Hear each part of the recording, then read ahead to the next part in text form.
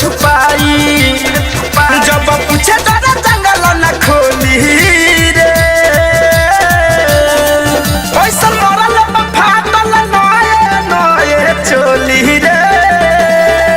छोरी भतरा के यार बाबूर से बोली रे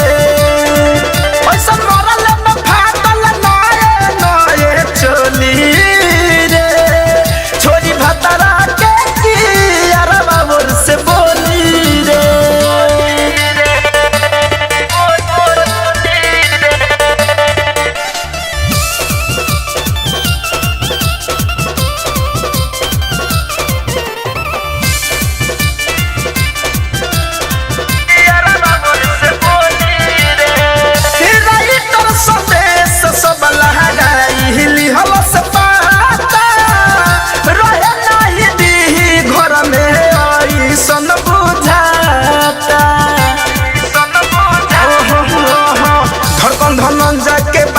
चलावे फिर जब बेक जब लग आवे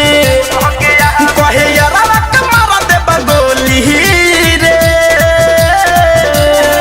पैसा मरल फाटल नए नए चोली रे छोरी भतरा के यार बाबूर से बोली रे पैसा मरल फाटल नए नए चोली रे छोरी भतरा के यार बाबूर से बोली रे। सावन रिकॉर्डिंग स्टूडियो लाल बेगिया।